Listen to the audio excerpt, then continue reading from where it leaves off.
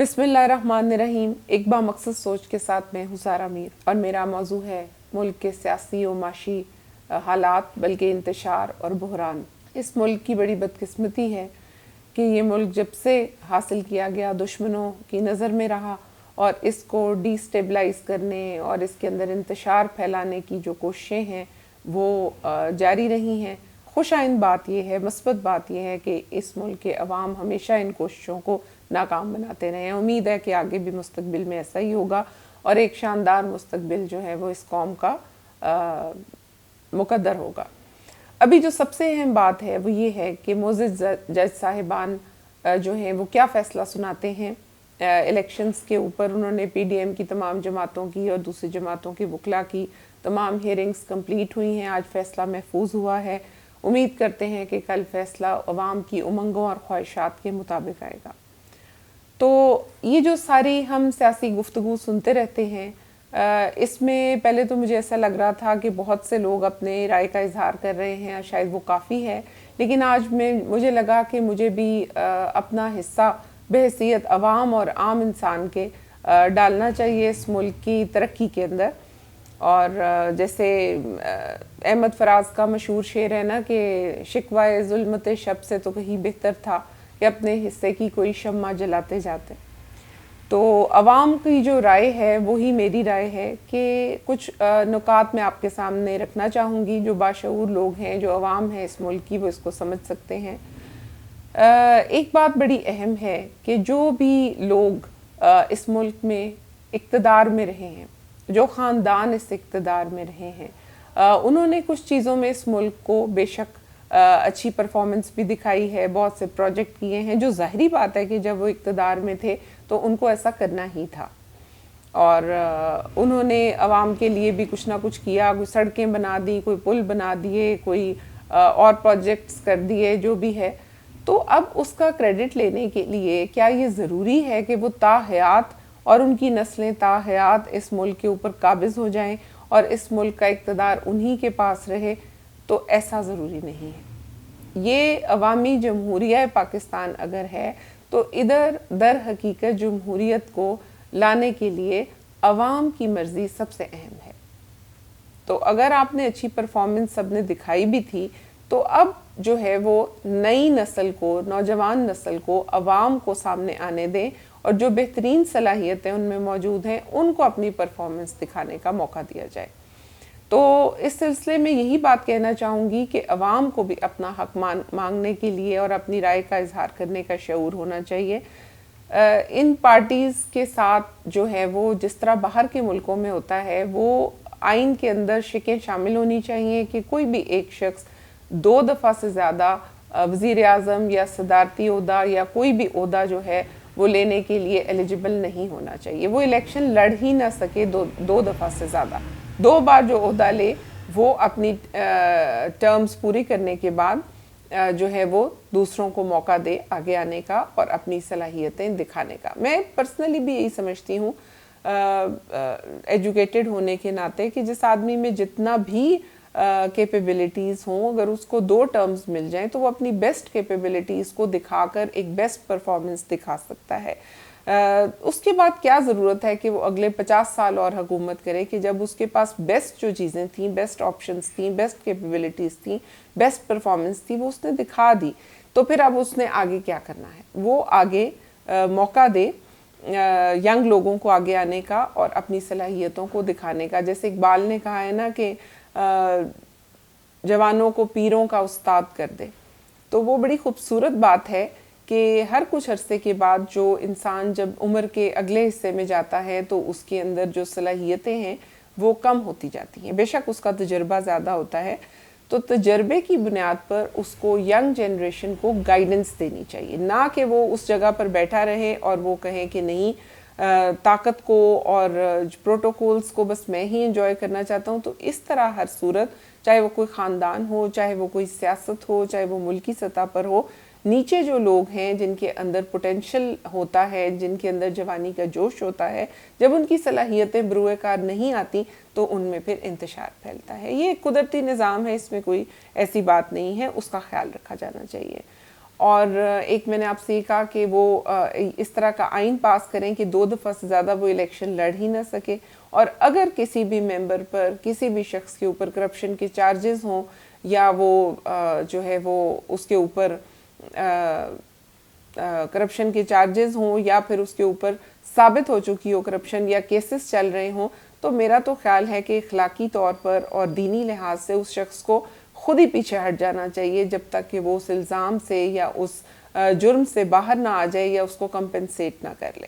تو اس کو ان عوامی خواہشات کا احساس اور خیال رکھنا چاہیے تاکہ یہ چیزیں نیچے تک عوام میں نہ پھیلیں۔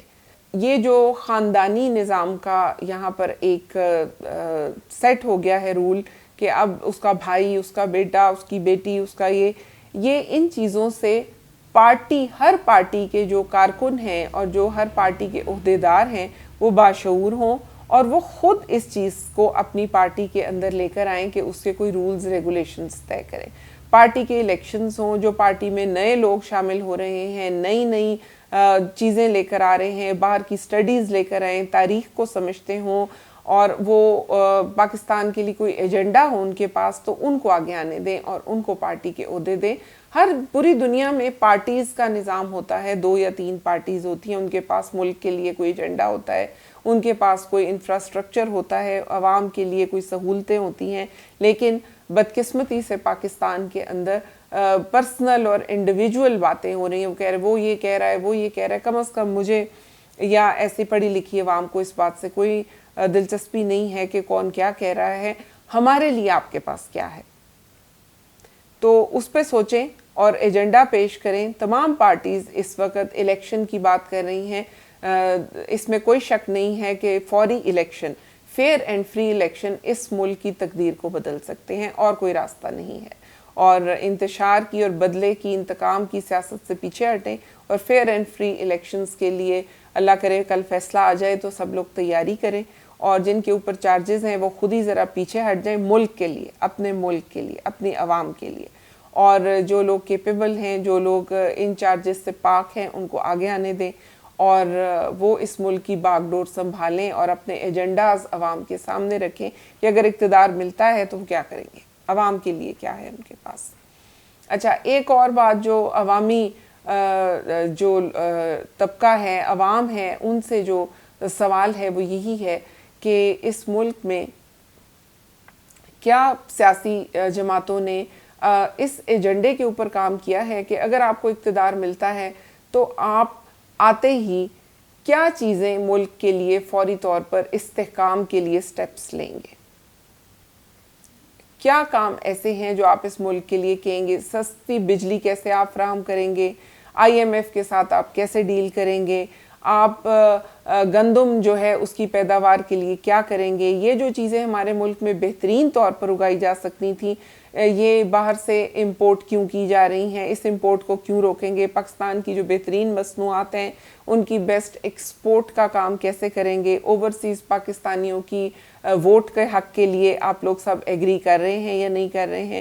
وہ ہمارا ایک بڑا اثاثہ ہے، آپ جب ان سے مانگنے کے لیے چلے جاتے ہیں تو ان کو ووٹ کا حق بھی دیں۔ اور اس کے علاوہ جو ہے وہ آپ پاکستانی عوام جو یہاں پر ہیں ان کو باعزت روزگار کیسے فراہم کریں گے؟ اور ایک بات میں یہاں میرے ذہن میں آ گئی، یہ جو سیاست ہے نا پرانی، سستے آٹے گندے آٹے دینے کی، مفت میں لوگوں کو ذلیل کر کے، ان کی تذلیل کر کے انسانیت کی، ان کو مفت آٹا دینا، ان کو لیپ ٹاپ دے دینا، ان کو ایسی چیزیں پرووائڈ کرنا، ان کو اس طرح کی سوچ میں مبتلا کر دینا کہ وہ ہر چیز مفت میں مانگے، اس کو پلیز بند کر دیں۔ یہ اب نامنظور ہے۔ عوام کو روزگار فراہم کریں، ان کو عزت کے ساتھ روزگار کمانا اور عزت کے ساتھ آٹا خریدنے کے لیے آپ کوئی انتظامات کریں، اس طرح کے کام نہ کریں۔ یہ جو پبلک ہو رہی ہے، بوڑھوں بزرگوں کو مارا جا رہا ہے، عورتوں کے دوپٹے کھینچے جا رہے ہیں، اس طرح کی چیزیں جو ہیں اب عوام کو قبول نہیں ہے۔ اور یہ جو بھی ایسی سیاست کرے گا وہ گڈ بکس میں جانے کی بجائے عوام کی نظر میں وہ سیاست جو ہے اس کی ختم ہوتی نظر آ رہی ہے۔ اور ایک اور جو چیز ہے وہ عوام کی نظر میں یہ ہے کہ آپ لوگ جو ہیں وہ الیکشن کی تیاری کریں۔ ایک اور بات سامنے آ رہی ہے کہ جی پاکستان کے پاس بجٹ نہیں ہے کہ وہ الیکشن کروائے، تو جو لوگ ہیں صاحب حیثیت ہیں، صاحب ثروت ہیں، جنہوں نے باہر اپنے اثاثے بنا رکھے ہیں وہ اس وقت سامنے آئیں، اور ملک ایک مشکل وقت میں ہے، پاکستان جو ملک ہے ایک مشکل وقت سے گزر رہا ہے، ایک بحران سے گزر رہا ہے، تو اس وقت اسی کی عزت اور اسی کا مقام بنے گا جو پاکستان کا ساتھ دے گا۔ تو آپ اپنے اثاثوں میں سے جو ہے وہ اس وقت ملک کے لیے ڈونیٹ کریں اور دیں۔ سب سے پہلے جو لوگ صاحب حیثیت ہے وہ سامنے آئیں، اور جنہوں نے ملک سے بہت زیادہ استفادہ کیا ہے، کسی بھی طرح فائدہ اٹھایا ہے، وہ ملک کو کچھ لوٹانے کا وقت ہے اس وقت۔ جیسے ماضی میں جنگوں کے وقت عوام نے، لوگوں نے ایک ہو کر ملک کے لیے اپنی ساری چیزیں جان و مال سے جہاد کیا، تو آپ سمجھ لیں یہ بھی ایک قسم کا جہاد ہے، اور اس میں آپ بھی اپنا حصہ ڈالیں۔ ایک اہم بات جو میرے حلقے میں بھی لوگ کر رہے تھے، وہ بات میں یہاں پہ اس پلیٹ فارم پہ ضرور کہنا چاہوں گی۔ کچھ لوگوں کی ایسی باتیں سامنے آئی ہیں کہ جنہوں نے پہلی دفعہ پاکستان کی تاریخ میں، یہ مثبت بات میں سمجھتی ہوں ہے کہ کچھ لوگ جو ہیں وہ قوم سے معذرت کرتے نظر آ رہے ہیں کہ ہم سے غلطیاں ہوئیں ماضی میں، اور ہم آئندہ آئے اگر اقتدار میں تو ایسی غلطیاں نہیں دہرائیں گے، اور ہم معافی مانگنا چاہتے ہیں، اور انسان کو اپنی غلطیوں کا اعتراف کر لینا چاہیے۔ تو میں ان سے ایک بات کہنا چاہوں گی کہ اول تو یہ جتنے لوگ بھی اقتدار میں رہے ہیں سب کو قوم سے معذرت کرنی چاہیے، لیکن دوبارہ اقتدار میں آنے کی جو ہوس ہے، جو اقتدار میں آنے کا نشہ ہے، اس سے ذرا پیچھے ہٹ جائیں اور دوسرے لوگوں کو موقع دیں۔ اور یہ کافی نہیں ہے کہ آپ نے ایک دفعہ عوام کے سامنے آ کے اسکرین پر کہہ دیا کہ میں اعتراف کرتا ہوں غلطی ہو گئی تو آپ دوبارہ اقتدار میں آنے دیں، یہ کافی نہیں ہے۔ آپ اپنے اثاثوں میں سے جتنا بھی سمجھتے ہیں کہ آپ نے اللہ کو حاضر ناظر جان کے آپ نے یہ سوچیں کہ آپ نے کتنا اس ملک کو نقصان پہنچایا، کتنا لیا، وہ ملک کے خزانے میں جمع کروائیں، قوم کو بتائیں، اور اتنی ہمت پیدا کریں، اور آپ اتنے طاقتور ہوں۔ یہ بہت اہم بات ہے کہ ہمارے لوگ جو ہیں وہ آج کل پروٹوکولز، گولیوں کی، بموں کی اور دہشت گردی کی، ایک دوسرے کو مار دینے کی بات کر رہے ہیں۔ میرے خیال میں یہ کمزور ہونے کی نشانی ہے۔ اگر آپ طاقتور انسان ہیں تو آپ اپنی غلطی کا اعتراف کریں قوم کے سامنے، آپ کو یقیناً معافی ملے گی، دوبارہ اقتدار سے توبہ کریں اگر آپ اپنی صلاحیتوں کو بروئے کار لا چکے ہیں، اور اپنے اثاثوں میں سے جتنا آپ سمجھتے ہیں کہ آپ نے اس ملک کو نقصان پہنچایا ہے یا کوئی ایکسٹراڈنری فائدہ اٹھایا ہے، تو وہ آپ ملک کے خزانے میں والنٹیریلی دوبارہ جمع کروائیں۔ پھر شاید آپ کو یہ قوم معاف کر دے، تاکہ آپ کی بھی سیکریفائس سامنے آئے اور آپ اپنی باقی کی زندگی عزت سے، فخر سے سر اٹھا کر جی سکیں۔ اور عوام میں یہ بھی مطالبہ ہے کہ جو پروٹوکولز کا رواج ہے کہ بغیر عہدوں کے، بغیر کسی چیز کے، پاکستان میں ہر شخص کی جب بھی کوئی کسی عہدے پہ بیٹھتا ہے یا کوئی عہدہ حاصل کرتا ہے یا کوئی ایسے کام کرنے لگتا ہے، تو اس کو پروٹوکولز کی ضرورت پڑتی ہے، اور سرکاری مشینری کو وہ بے بہا استعمال کرتا ہے۔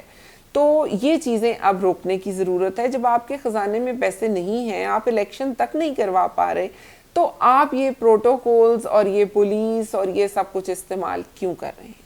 جو شخص بھی یہ کرنا چاہتا ہے وہ یا تو پرائیویٹلی کچھ سیکیورٹی یوز کرے، اور میں یہ سمجھتی ہوں کہ اگر یہاں پہ کسی شخص کو پرائیویٹلی بھی اتنی سیکیورٹی یوز کرنی پڑ رہی ہے، یا پبلک اتنی سیکیورٹی کا، اس پروٹوکولز کا استعمال کر کے وسائل کو ضائع کرنے کی ضرورت پڑ رہی ہے، تو وہ ویسے ہی اپنے اوپر غور کر لے۔